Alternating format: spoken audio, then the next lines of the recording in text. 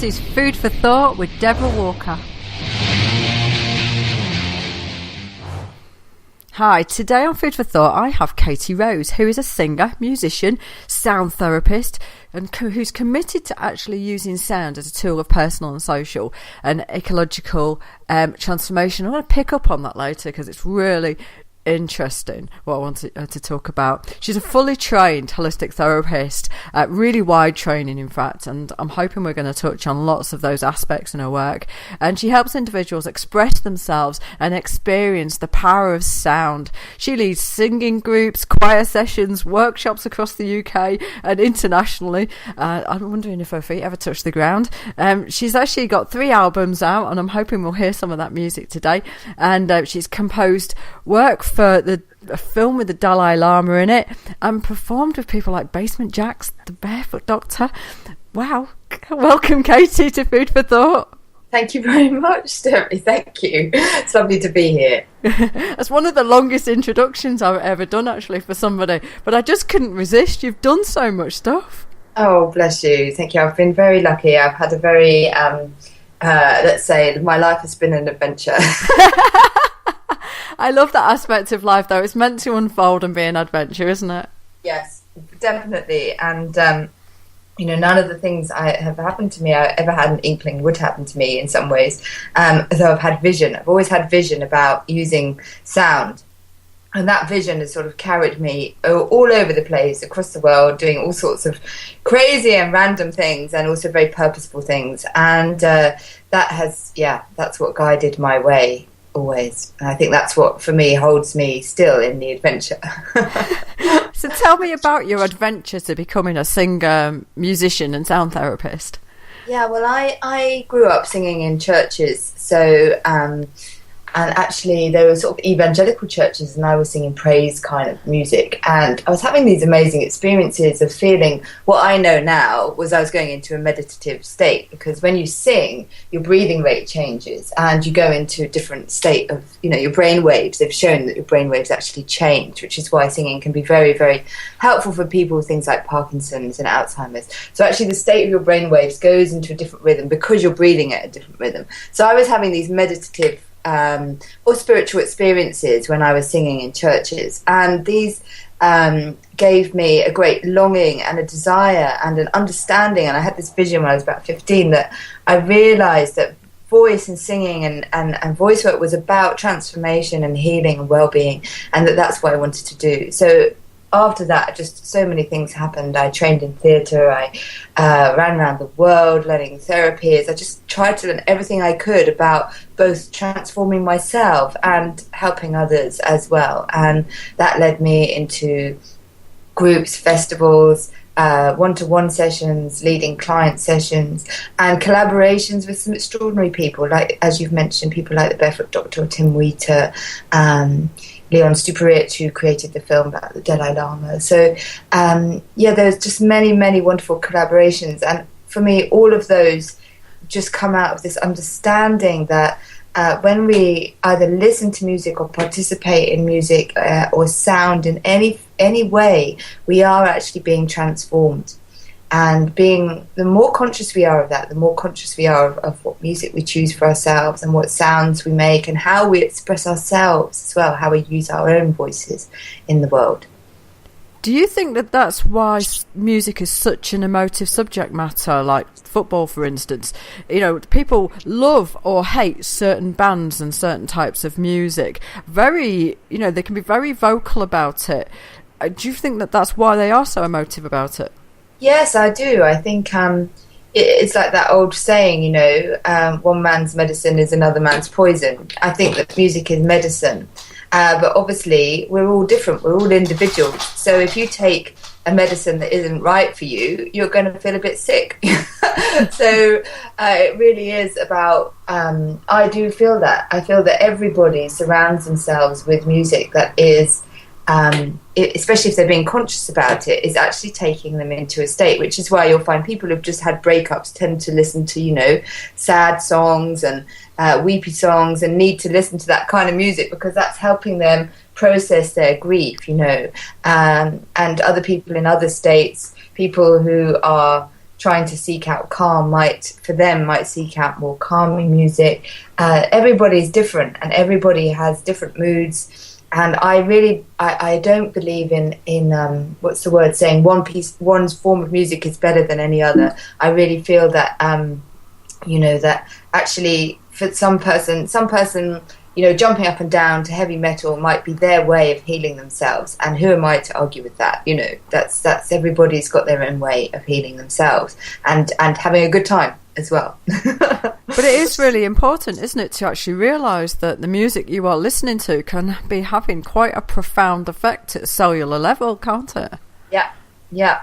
And there's the work by, Dr. Emotive, which shows that the sounds and the words that are introduced to water change the shape of the crystals. And we look at cymatics again, we see that cymatics is a study of sound that started in the 1790s, where Hans Jenny showed that sound introduced to sound particles changed the shapes that the particles formed into. So what that basically means is that sound is changing the shape of our cellular being. Now that's massive, and we don't actually always take that fully on board, and especially if you consider 90% of your body involves water. So any vibration of any sort that you introduce into your being is going to start changing your cellular awareness, which is why it's important to be aware of what lyrics you listen to, what sounds you have around you. Really important. And I imagine that actually your voice and the pitches of your voice can make quite profound effects on yourself as well, in regards to how you feel about yourself. Absolutely. Can you explain more about that? Yeah, absolutely. Well, I mean, it's so big. It's such a big topic. But yes, I'm trying to think of how to put it simply. But even if you think of our lower tones, and if you think about how we use different tones in the voice. So, for example, people who want to have more authority or more command, say school teachers often will use a lower tone, a more authoritative tone, and that's what I would call the belly voice, if you like. You're really speaking from quite a low place. This is a very deep primal sound as well, this sort of belly voice, and this is the place where people also would emit very primal sounds from when they're either in pain or those kind of places. So this is our belly voice, if you like. And then you have your chest voice, which is more warmer. It tends to be more about making connection. We call it the heart voice, if you like.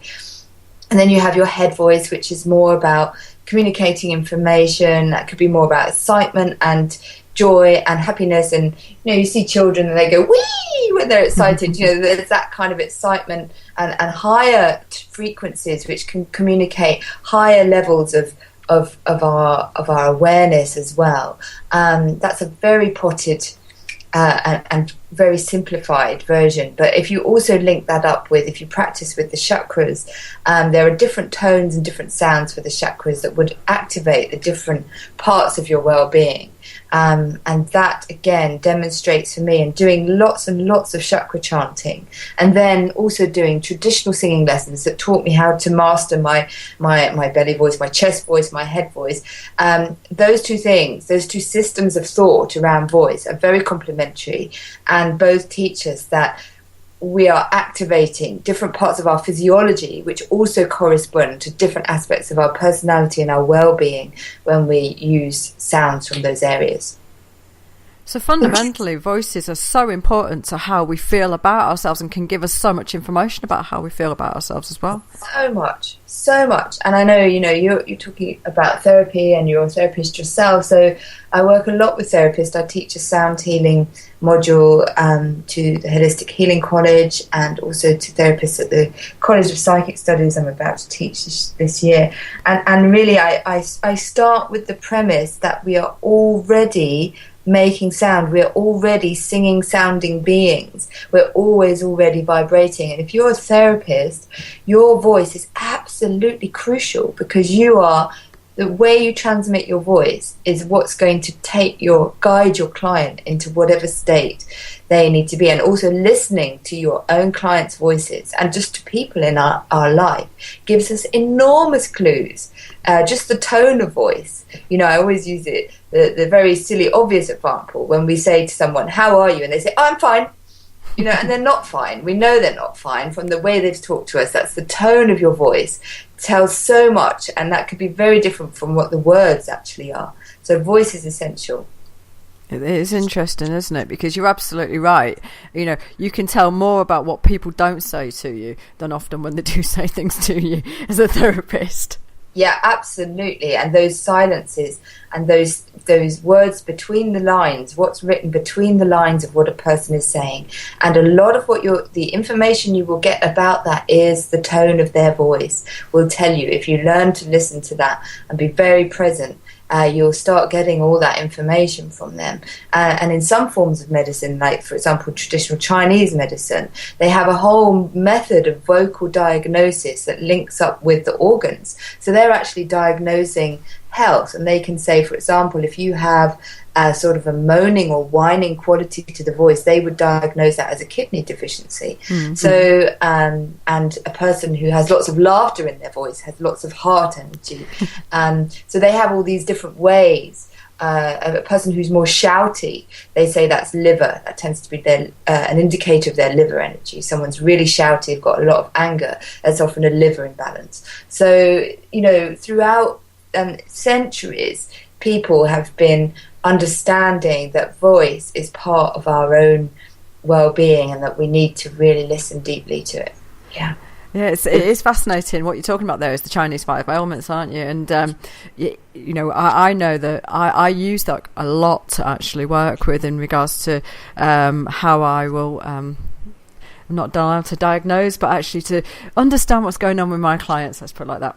Yes. And it's fascinating because over Christmas I spent part of it with somebody who shouted a lot, and I spent the whole time thinking, "Oh, your liver."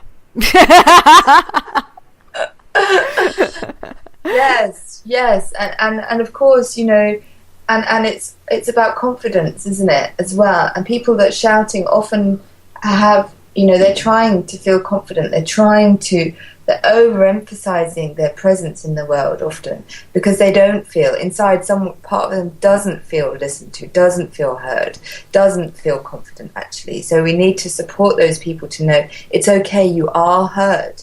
I do hear you, and therefore you don't need to kind of shout. It's okay, you're being heard. But it takes time for all these processes, and habits form in the voice, just like we have other habits like addictions or whatever. People have habits and little ritualized forms of behavior, and those show up in the voice just as much as anywhere else. So if you kind of do work on your voice, that therefore has a knock-on effect on the rest of your life. So people that come to sing, I always know, and I know for myself, that singing transforms us in so many different ways. And it's not just about going along and having a nice time. That is great too. But actually, the more we sing, the more our transformation, our expression is transformed in our life across the board. Yeah.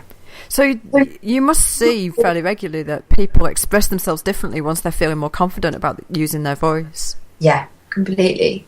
It's really amazing.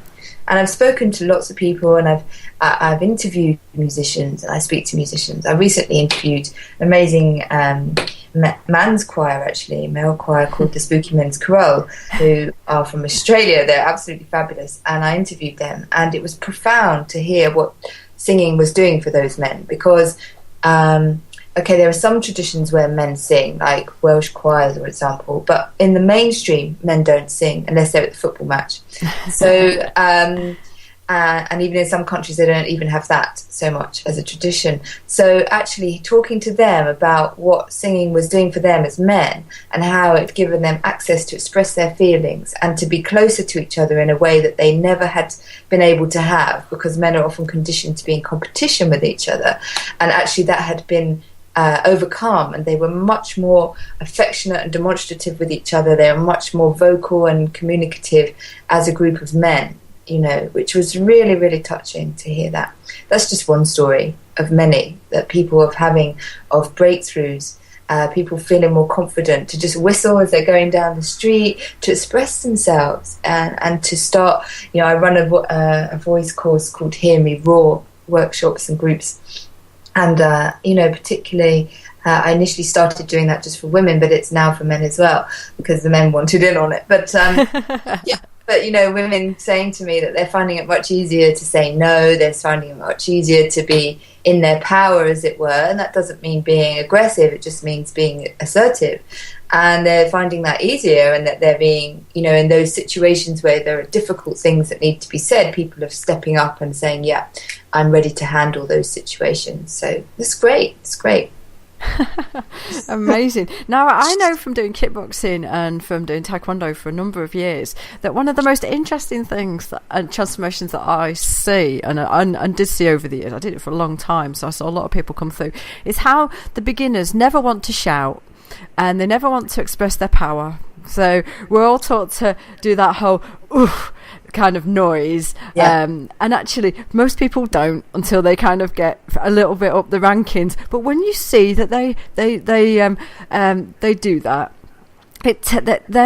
their training takes on a whole new aspect, and so as does their sort of confidence around it all. And I truly believe that they're kind of linked. Yes, yeah, absolutely, because when you're brave enough to make those very primal kind of sounds, which especially in the English culture, not so much other cultures, but particularly in this culture, are seen as embarrassing or a bit weird or a bit strange. If you make deep primal grunts, and things like this is seen as to be strange or something.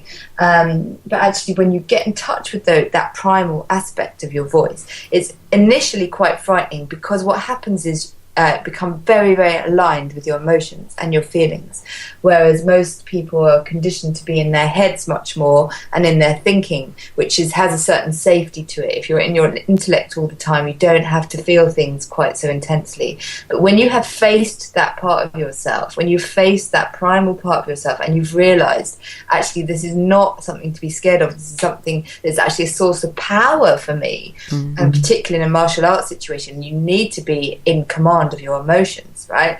Because you need to know that you are not going to freak out in a situation of conflict. So, and we all need to know that in our lives. It's not just martial arts. So when we learn how to manage our emotions in a healthy, balanced way, and we have so much power becomes accessible to us. And I'm still on that journey myself. I'm not saying I've mastered it. I think there's always more for us to learn about ourselves, because there's so much to just one person and to our experience. And that's why for me it's so rich. That's why I'm doing that work, and I continue to be transformed by it. Yeah. Now, how do you go from working with community choirs through to Basement Jaxx? They're completely varied experiences of making music. Yeah. There's a phrase from the sublime to the ridiculous comes to mind. Well, for me, there is no difference in a way, because it's all about the sound current. So wherever I turn up, it is ultimately the same goal, is to have an experience of sound together. And I've had very profound experiences with community choirs, and that can be very moving, because often you have people with a massive range of backgrounds and needs, and that might include people with learning difficulties and mental health issues. And when I see what sound is doing for those people, I am very, very moved. And when I work with an organisation called Sing for Water, which is a massive organisation that brings many community choirs together from all over the country to sing together to raise funds for water aid. So every year there's an annual event at the Thames Festival where 800 people from choirs all across the UK join together and sing songs about water, and it raises thousands and thousands of pounds for water aid. So it actually has a massive, massive effect. And I've taken people from my own groups to those events and seen what it's done for them, what it does for their confidence to have been part of such a huge event like that, what it's done for me being part of such a huge event like that, and how much we are all moved, and sometimes we're all crying because it's such a touching event. to see that happening is just extraordinary. So for me, community choir work is essential for me, and I think choirs of all sorts. I'm just so grateful that Gareth Malone is doing all that stuff, and we've got rock choirs, we've got all sorts of choirs. It's so brilliant that so many more people are singing, because it means that more people are going to feel empowered ultimately to express themselves, as well as having a lot of fun, and more people are going to feel connected to one another during a time where our urban lifestyle tends to disconnect us from each other. Choirs are very popular because they bring people together. So that is for me, choirs are essential. And there's lots of studies shown about also all the different sides of benefits that people get from singing together, which might include physiological benefits. It's been shown that your heart rate all starts tuning in when you sing all together. Lots and lots of physical benefits from singing together. It's like a cardiovascular workout. A very gentle one that can be very supportive to people who've had stroke or heart attack or those kind of issues.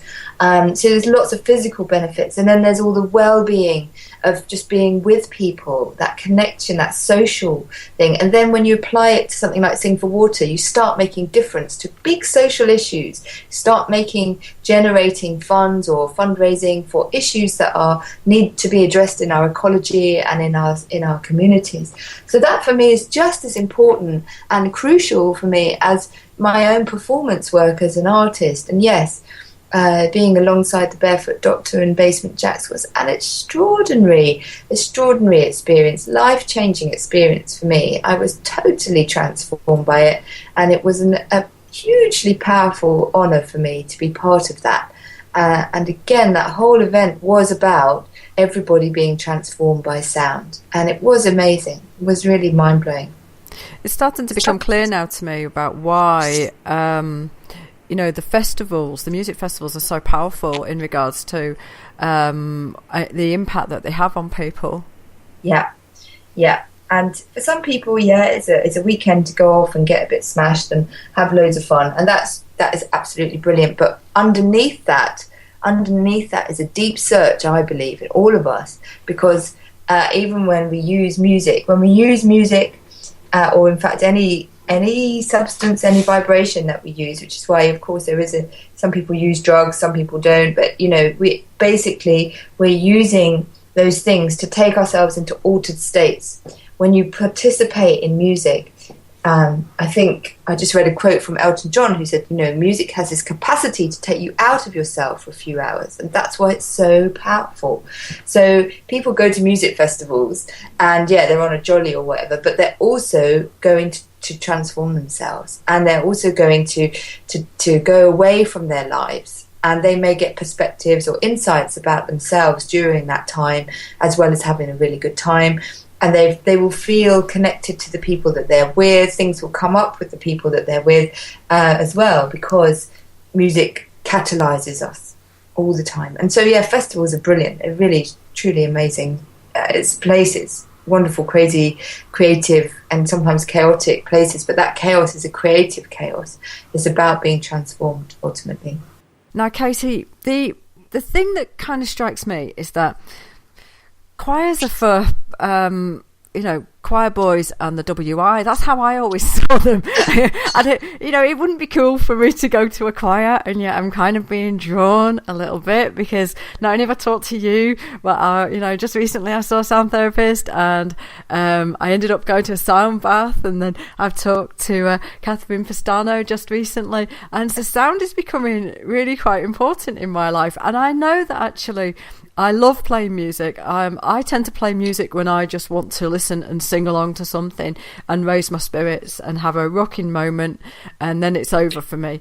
But to go to a choir would be just kind of so uncool for me. I just couldn't imagine it. Tell me that that's not the case. Well, the good news is, yes, that's our old association. Certainly when I went to school, I got thrown out of the choir. So because I moved around too much, I was moving along to the music, and I found it really it was a constraining experience. So many of us have had these experiences or these perceptions of music that often come from early experiences in our lives that weren't very helpful, basically. And so we then cut ourselves off from what can be the most incredible source of expression.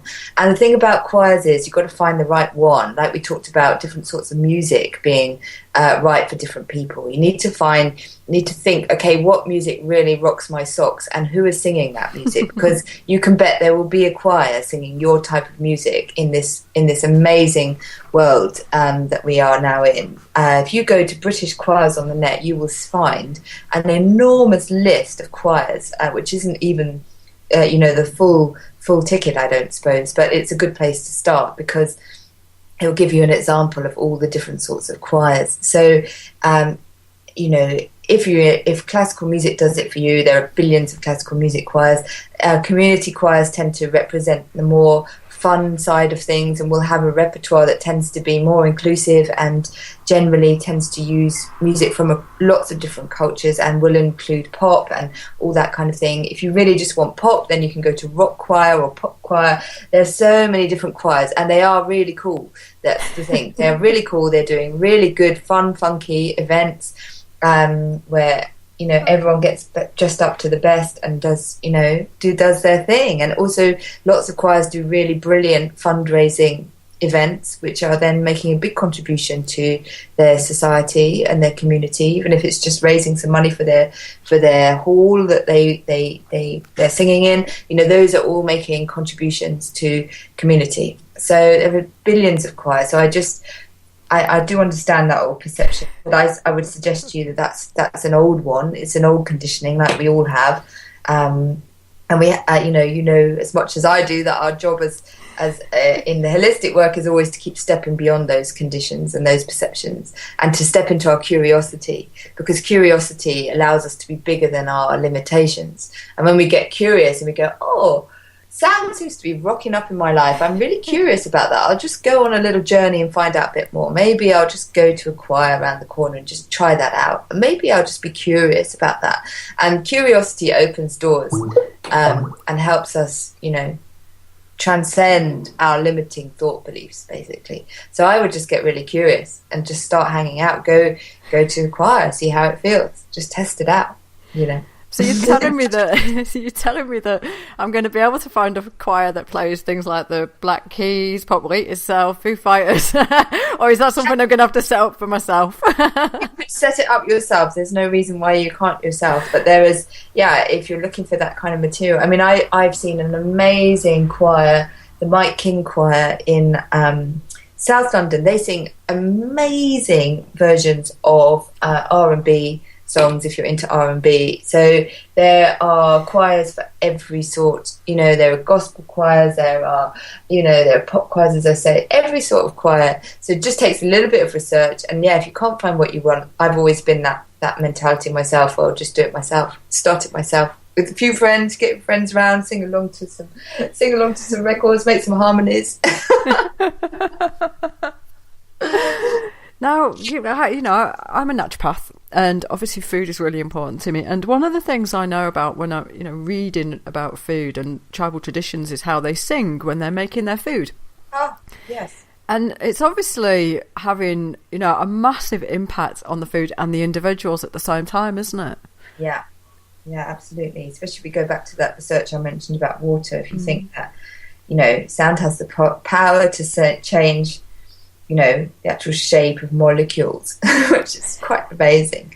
But that's how we can use ultrasound. Science understands that. We use ultrasound to help us find out, the state of health of our bodies and our babies and things like that. So if you pass a sound through anything, you will get information. You will potentially transform the state of that object, whether it's food or your own body. Yes, of course it will. So I think singing while you cook, that's a great, actually I should probably explore that more and sing to my food more, actually, now that you've said that. We could start this whole New Year's resolution. If you knew singing to your food, it could be another workshop, but that could be a great workshop. And you could do, as a naturopath, the sound of food, the sound of your organs, the sound of your, your well-being. And I'm always looking for that. What tone are people at? Do you know what I mean? What's our dominant tone? So a person who's, depressed will be operating at a certain frequency, and their voice will be operating at a certain frequency. And if you think about our level of activity in our life as like a bandwidth, and if you're just operating in a very small bandwidth that's kind of keeping you in a certain state of mind, that means you might surround yourself, if you're a bit down, you might surround yourself by sad sounds, and you might attract other sad people, and you might become reclusive. Do you see how I mean? And that's how I'm just giving a very simplistic version there. But, actually our bandwidth gets constricted when we're in states of distress or difficult states. And sometimes we need to do that in order to process. But it's important to keep stretching out of that and say, actually, I have the full spectrum of colour. I have this full spectrum of my emotions. Often someone with depression won't be able to access their anger. And because of that, they're not able to access their joy, paradoxically, because you need to have your passion engaged, and anger is passionate. So, we when we stretch our bandwidth, when we, stretch, and that can start with food, as you know. When we start with the food that we eat, we start changing the foods that we eat. That's crucial. Food is a vibration, just like sound is. It's a vibration that you put through your body. So when you start changing any of these core elements of your well-being, suddenly your bandwidth starts changing, and you start being able to explore different frequencies of yourself, different aspects of yourself. You become liberated from being stuck in a certain groove, with certain records being stuck in your head, going round and round and round and round and round. I can't do that, I can't do that, I can't do that. How many times do we say that to ourselves? And actually we can. We have to just transform, have to just stretch a bit, just stretch that comfort zone so that we can actually be bigger than what we're telling ourselves. Yeah. I find it really fascinating that I don't listen to the radio, so I tend to only listen to the music that I select. I don't actually listen to a lot of music that often.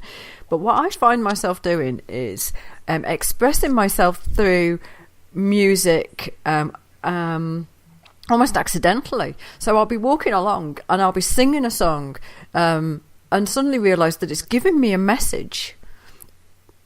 So it's either clearly giving me an indication of how I feel, or it's telling me something about myself that I hadn't actually realised. And suddenly I'll start to think, oh, I wonder why I'm singing this.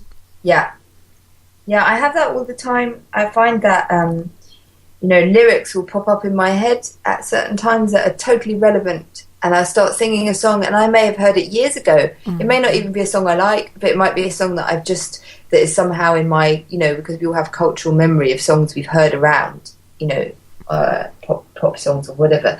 And suddenly a lyric or a song will pop up in my head, and I'll go, oh, that is totally how I'm feeling right now.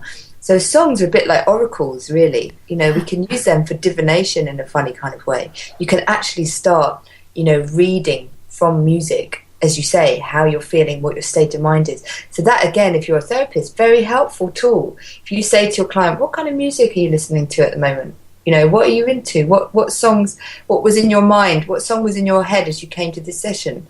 You'll get a wealth of information about how that person is and how they're feeling. Yeah.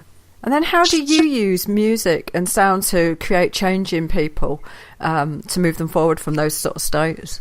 A few different ways. Firstly, I do vocal coaching with people, and that's a very obvious, direct way where people come and they want to literally work on their voice. So they might be already singing, but they might not be. I've had people come who just having problems talking and expressing themselves in their lives, or they want more expression, or they're feeling disempowered and they want to be able to express themselves better. So there's voice coaching that I do. That would involve some of the things I've mentioned. It might involve chakra tones. It might involve looking at where they're talking from physiologically and emotionally and spiritually. And then also that involves quite a lot of meditation, often on personal issues. And because for me, if the voice is stuck, if our expression is stuck, that's usually connected to something that happened, or it's usually connected to something we've told ourselves. So therefore there's a limiting construct around that we need to unravel. So I usually use a lot of meditation to get into why that is, because everybody is individual, and I can't possibly know exactly. I can get inklings, but I find that obviously the real information is in the person themselves, and they actually know, and the body knows. So we do this meditation to connect into the wisdom of the person, so that they can then start finding those answers, unlocking those experiences, and deconstructing those old beliefs. And there's always a choice. If you want to keep a belief, you can keep it, but if it's not serving anymore, it might be good to look at whether it's helpful to keep hold of it, and actually to do that work around it, to release the emotion that's held up in it. That starts the whole current, the whole frequency of your life starts flowing in a different way. So do that kind of work. That's the vocal coaching. Also use sound therapy. You mentioned you'd seen a sound therapist recently and had a sound bath. So I do that kind of work also, which is basically using instruments like gongs and singing bowls and very still, calm, meditative instruments and very minimal amounts of sound. In mainstream culture, we're used to very big pieces of music, which often involve lots of different sorts of sounds. But actually, when we bring sound just to one sound at a time, we start stilling the mind. And this takes us into a very relaxed state, which then has lots of benefits. And I find that sound therapy is particularly helpful for people with chronic illness, people like cancer, people who have cancer or MS, or some of those chronic illnesses where perhaps they can't receive touch because they're having such intense treatment and it wouldn't be comfortable for them. The sound acts like a massage. And so the vibrations of the instrument actually massage every layer of your being, and so that everything is happening the same as would happen as you're having a massage. You start getting release. And I've had, MS, people with MS say that actually they've regained warmth in their limbs when they've been totally cold, because the sound vibration starts everything moving again, just as if you were having a massage. So that's very powerful. And then I also use that for groups. That's one-to-one, but also groups, which is what you're talking about with the sound bath, which is a group of people lying down or sitting together. And again, I would play the instruments all around them, and we have a group experience. So those ways are the ways I work with individuals and groups. And then there's singing groups as well, and choirs, which we've touched on. Yeah. And what are the sort of changes that you've experienced through using music for personal development and healing? Just so many. I have some clients who have extraordinary capacity for insight when they see or experience sound. So lots of people, it's almost a bit like a shamanic journey in the old sense, or some people might have had drugs experiences that they can relate to that would help them understand what that is. But basically, You go on a journey inside yourself when you have any meditative experience. That counts for all sorts of therapies. I'm sure you'll find this perhaps in your work too. But even when people are having massage as well, they might start perceiving colours, seeing shapes, seeing pictures, mental pictures that, very much like we talked about music popping into our heads and being relevant, the imaginative mind becomes released because we go into a different state of being. Brainwaves change. So this means that this is actually physiologically true, that your pineal gland and your glandular, your endocrine system starts working in a different way. And many studies have shown that when you enter a meditative state, your sense of time and space starts to change. There are actual changes in the temporal lobes of the brain. So all these things start happening when we start chilling out, going into a meditative, relaxed zone. And that happens with the sound as well. So people start seeing images or having insights or having very powerful recognitions or even journeys and recollections. They might recollect experiences from this life. They might see images of spiritual things that are important to them. So there's a lot of insight that can come, which can be very, very helpful for people and help them understand why they are where they're at. And they're going to receive a lot of healing from that.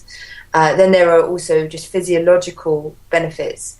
When we relax, which is the basic premise is when we relax, our body can get on with healing. so much better, which we all know. When you have a really good sleep, we make up feeling better. And it's the same. It's like having a really good, refreshing sleep, and your body then has this opportunity to do a bit of house cleaning, to relax. All your organs relax, and they can start working more efficiently. So therefore there will be pain relief, there will be relief from conditions, there will be enhanced health, improved immunity, all sorts of different physical benefits start happening.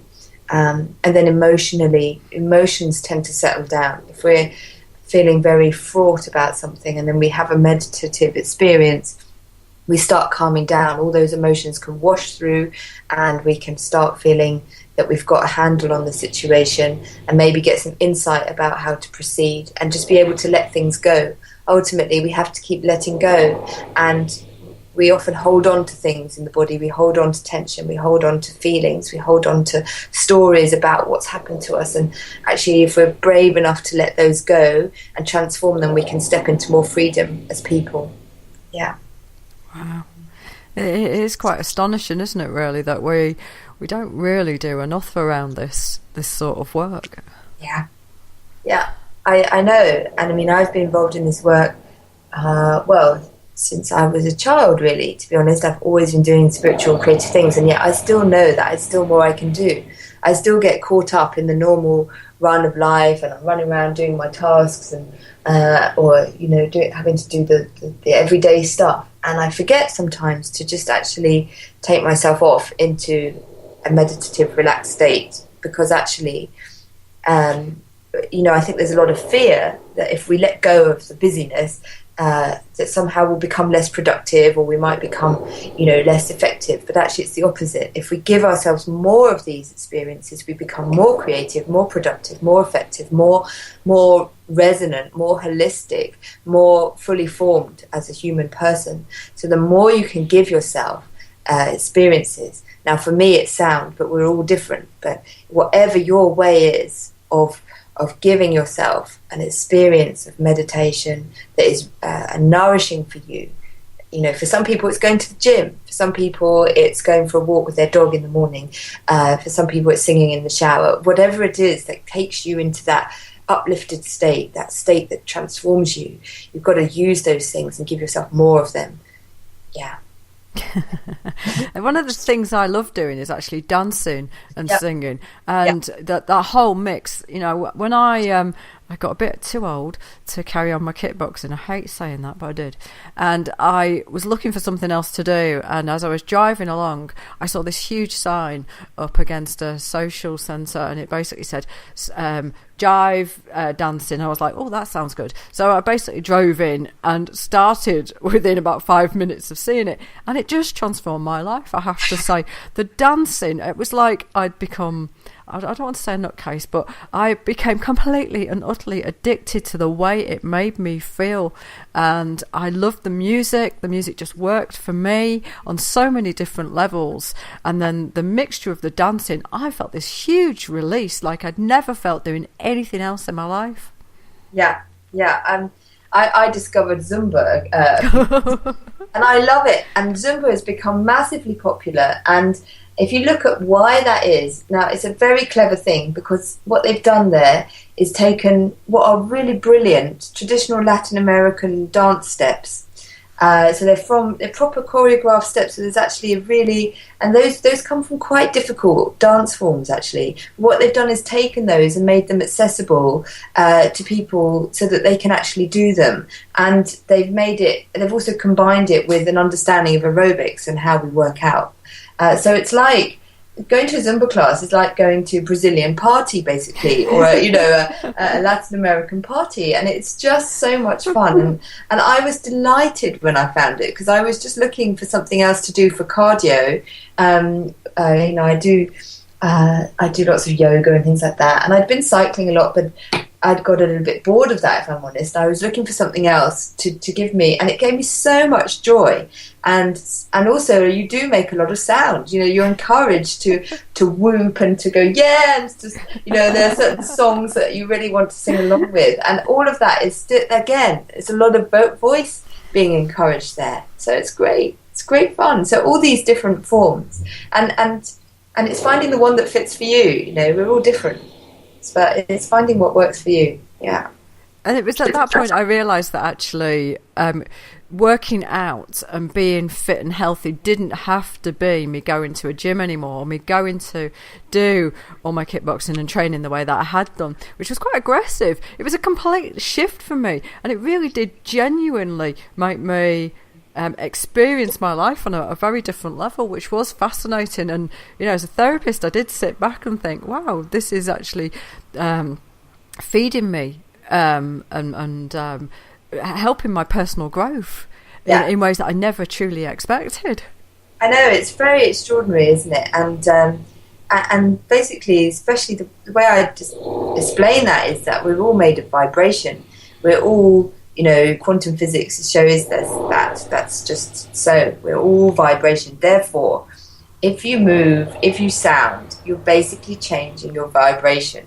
It's as simple as that. It's physics, you know. Therefore, you jump around, have some fun, and yes, you're just having fun, enjoying, but actually you're profoundly changing your mindset. If I go to Zumba, I always come out feeling different than I did when I went in, and it's so brilliant and joyful, and joy is our natural state, and we forget that. We are actually allowed to be joyful, and we do, as you say, make a lot of things into like hard work, like you've got to really work out, no pain, no gain, all that kind of, you know, all those kind of mentalities. And there are certain levels of truth. Yes, you have to apply yourself to get results, but it doesn't have to be painful. You can actually have the biggest amount of fun when you're getting fit and healthy. Doesn't have to be grueling, doesn't have to be. Life is about enjoyment and pleasure.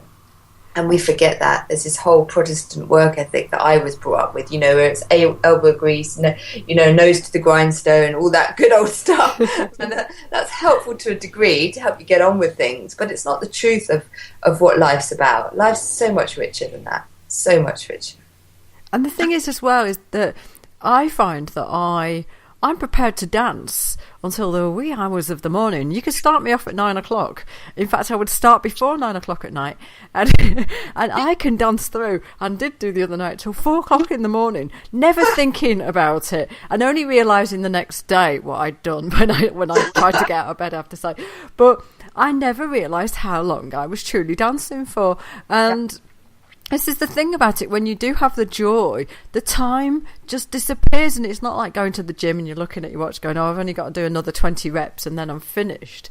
Yeah. You know, it just seems to disappear. And the other thing I notice about dancing is I never see anybody miserable. Yeah, that's right. That's right. Yeah, you don't. There's always smiling faces, and as you say, and it's interesting you said that time disappears, because that's showing you what's happened as you've gone into a meditative state. You're, you know, as I said, temporal lobe change in the mind. So your perception of time and space completely changes, because you've let go of the normal sense, the normal everyday sense of what time and space is disappears, because you're in an altered state. You're in an altered state of happiness. And it's sad in a way that we feel that, you know, and that's what causes addiction, actually. Lots of people are off taking drugs to try and get these altered states. And that's all fair enough, but ultimately, I think it's sad. I think ultimately we have so many natural ways to get high, if you like, and to get into positive states of well-being. And we really have no need of these chemical things. And that's why I instantly gave up. You know, I'd experimented with things in my youth, as people do, but I immediately, as soon as I started doing Reiki and healing and sound healing, there was no need for any of that. It just dropped away immediately out of my life. Don't even think about it. And people every so often, I forget even that I don't drink, and people say to me, you don't drink, what's all that about? You know, they think maybe I've been an alcoholic or something. But no, it's just I have no need and no desire for it, because I know that I can get myself into states that are so much more positive and healthy and vibrant without any sort of chemical hangover or come down.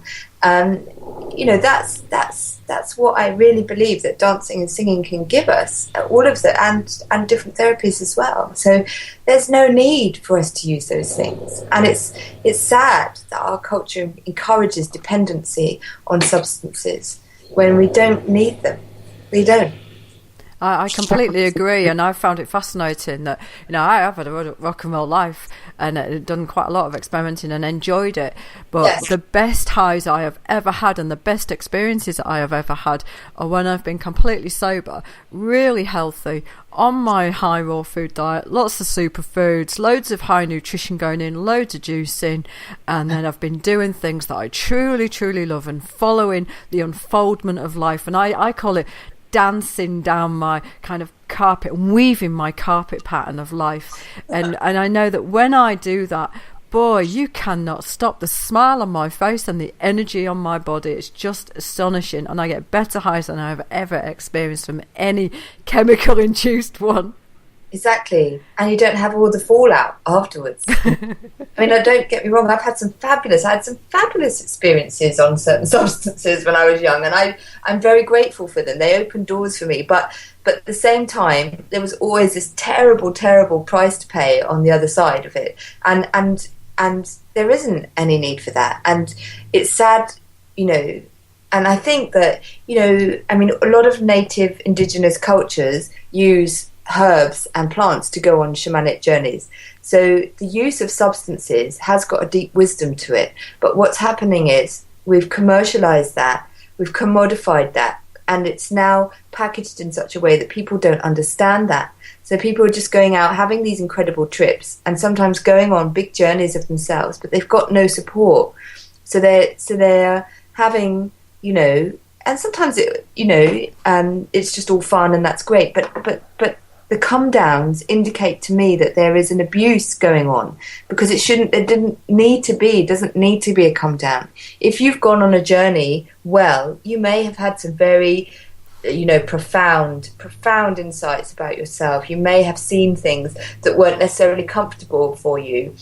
But if you've got the right support and the right understanding that you're on a journey of transformation, then that can become a source of joy to you. And you should be coming back feeling renewed, better, ready to make changes in your life and ready to step on. But instead, what happens is people get high, get smashed, come down, feel paranoid, go schizo. After 3 days, you feel suicidal after your come down. So it's really, there's no need for that, I don't believe. We need to have shamans in every single club, I think, helping people to go through experiences of altered states with consciousness, and then the world will be, a much more healthy place. Yeah. Wow. Katie Rose, this has been a beautiful interview with you. And just the revelation that choirs mean that I don't have to join the WI has been fantastic. I'll put my tweed suit away. Anyway, Katie, can we play a couple of pieces of your music? Which ones are your favourite pieces? Oh gosh, blimey. It's really hard because I've heard my music so many times that it's not like that. But maybe I'll choose I'll choose a couple that I know that other people tell me are very popular. So.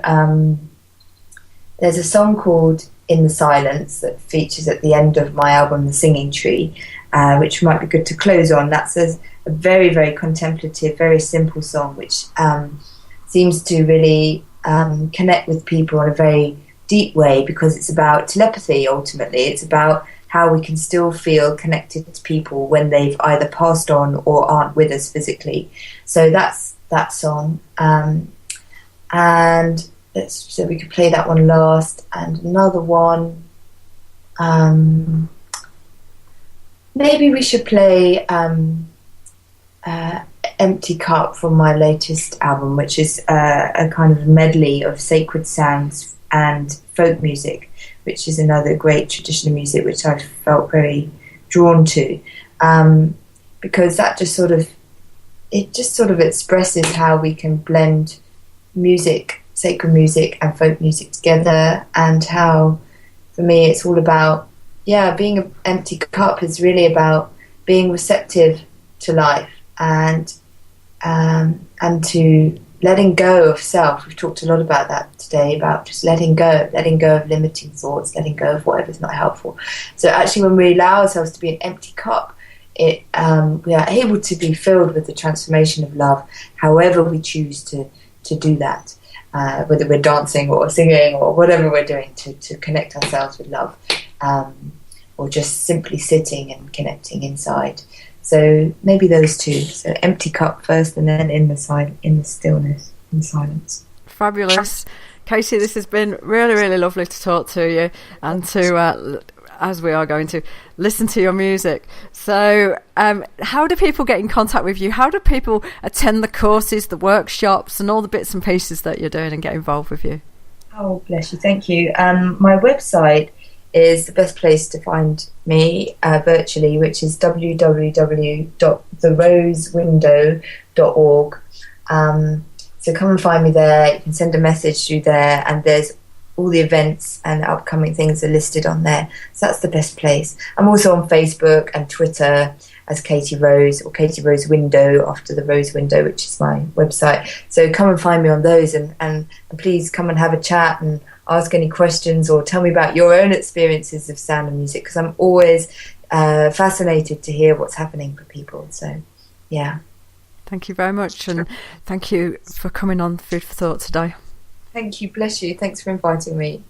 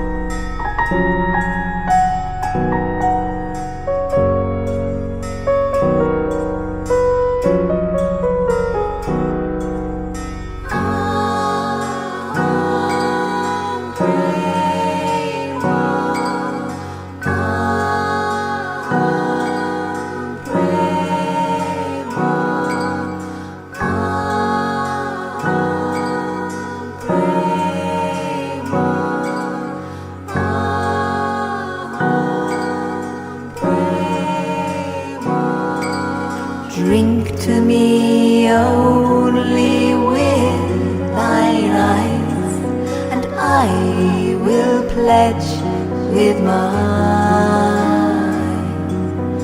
or leave a kiss within the cup, and I'll not ask for wine.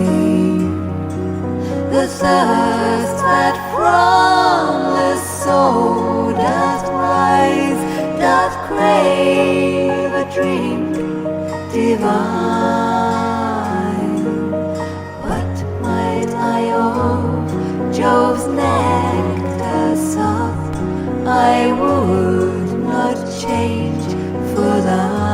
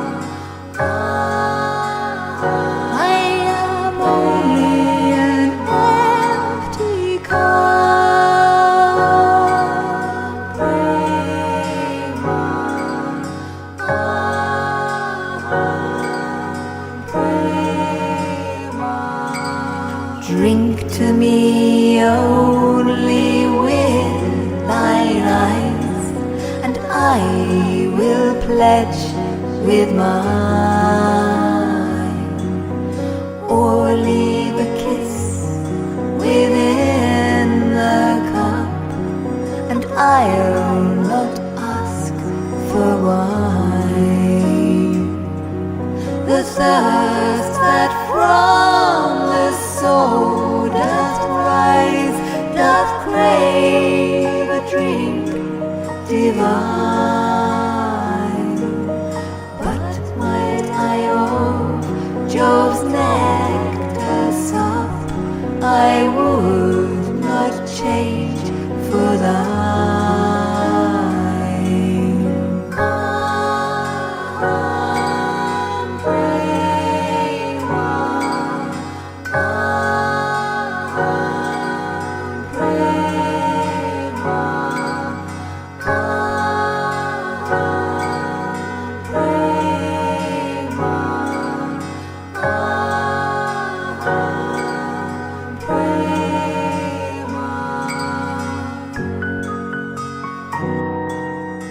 Thank you.